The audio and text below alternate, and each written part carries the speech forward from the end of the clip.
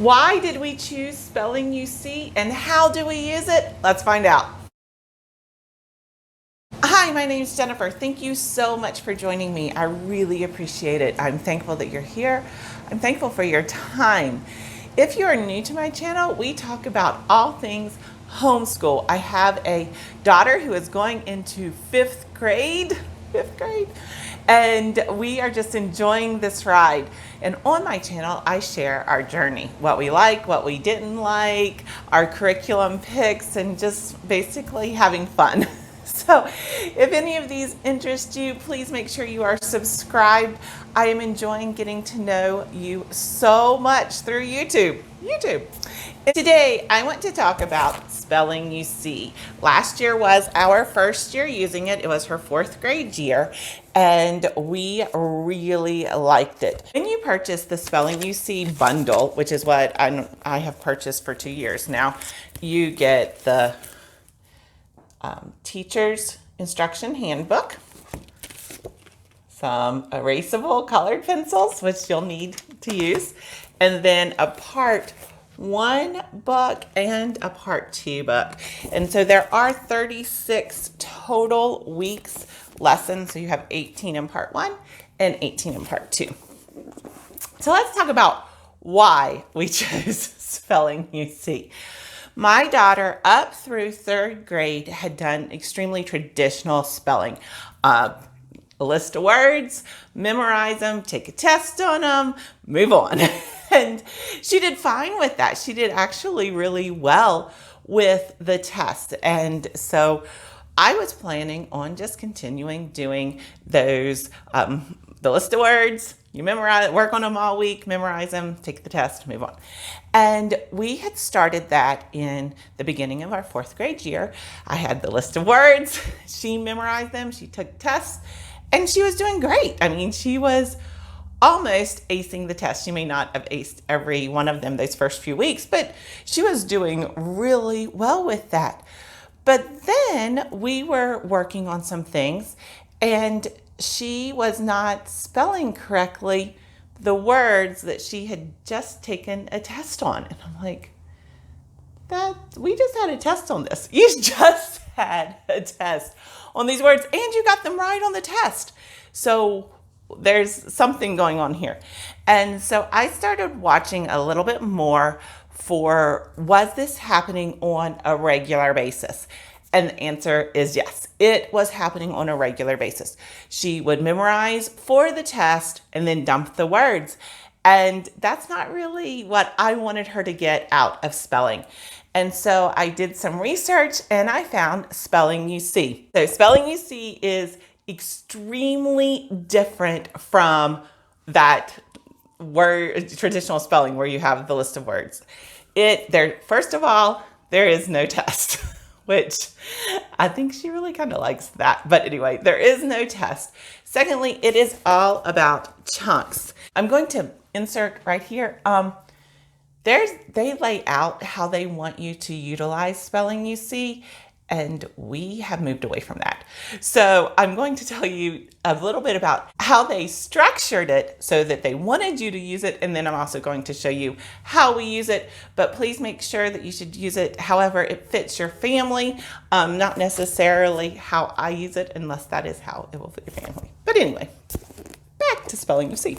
Spelling You See for each different level, so this is level E, has a theme. So for example, the E theme is American Spirit, and then the F theme is Ancient Achievements. And what that is related to is what your paragraphs are about throughout each week. So for example, in E, every paragraph is going to be about the American spirit, about a little bit about American history, and I think that is something that really helped my daughter because she loves American history. So anyway, first of all, you have chunks. And so you're supposed to, according to the teacher's manual and the way that they set it up, is you read this story to the student. Then you and the student read it together. The student looks for the chunks as indicated in the story and circles it by color because the different types of chunks have different colors that they're supposed to use. So it could be vowel chunks, consonant chunks, tricky Y guys, endings, silent letters, etc. So they have those. And then once they have found those chunks, they do the copy work, and the instructor's manual definitely encourages you to do the copy work in printing and not in cursive because they want the student to concentrate on the spelling versus how to make the letters in cursive. So that is what you follow for day 1, day 2, day 3. Then on day 4, you read the paragraph, your student and you read the paragraph together. They do the chunks, but then you do the dictation of this paragraph. And the student is supposed to ask for help as much as needed. And then on day 5, it's where they do the dictation and they're not supposed to ask for help. They're just supposed to do the best that they possibly can. And so if your child misses a word, you can review it, but you don't really make a big deal about it because those chunks are going to be reviewed over and over. And that is how this is set up to be utilized. When we first started it, we did do the reading and then the reading together, the chunks and the copy work. And then I kind of noticed that for the 4th day where she is supposed to ask for help with the dictation, she wasn't really asking for help and she was doing okay with it. The first modification that we made was we changed it so that days 1, 2, and 3, we followed the procedure included in the instruction manual. But then on day 4, I just did the dictation. She wrote it if she had a hard time with that passage, then we would review it and do dictation for day 5. But for the most part, we didn't do a day 5 of spelling. We just did days 1 through 4. Then about halfway through the year, my daughter asked me if we could stop doing the reading together and have spelling be more of an independent subject that I really didn't get involved in outside of doing that dictation on day 4. And so I said, sure, let's give it a try. Let's see how it works. You still have to do the chunks, you still have to do the copy work, and then we'll see how it goes with that. And for the most part, it turned out really well. And so we are utilizing this much more as an independent subject versus one that I'm really involved in, because I'm very excited that she is asking to do independent subjects. And so I want to encourage her, as long as it keeps going well, with doing these subjects by herself. As I mentioned, it is going well. She took her standardized testing. Spelling was no problem for her. And so I am very excited that this curriculum has been working and obviously is working well enough for us to move forward with spellingyousee F.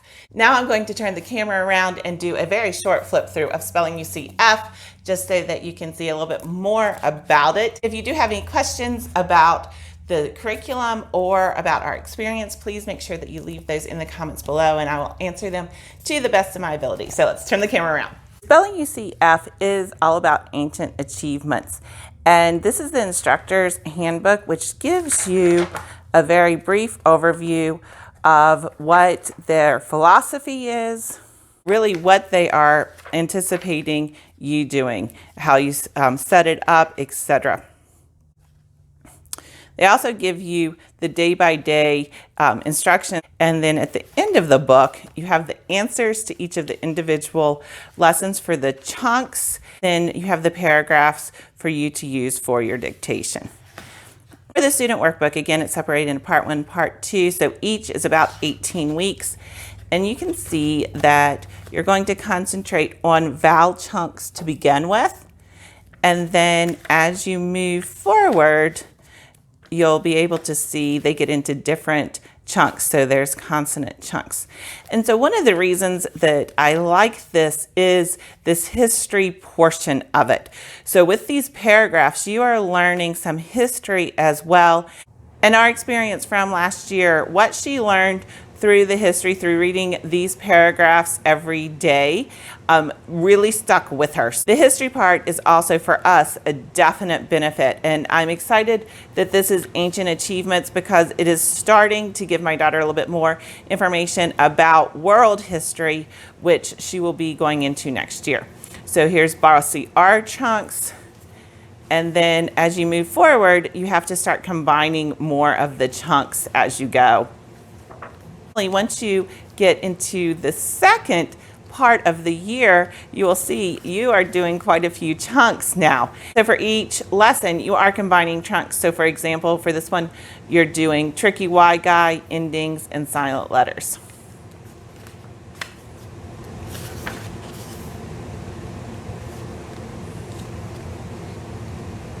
As far as E versus F, they are set up extremely similarly. One of the largest differences is that where I mentioned for E, where I would read to her and then when we would read it together. In F, they want the student to read the passage aloud to the instructor. So it is different in that they are expecting more out of the students as they move forward. SpellingYouSee has levels A through G. These are not necessarily according to grade levels, so please make sure that you go to their website and utilize their placement instructions. It is very beneficial. I will include a link to their website below to be able to see the information. I hope that this video has been beneficial to you. Again, if you have any questions, please let me know. Also, please make sure you're subscribed. Thank you again so much for your time. I hope that you have a great day.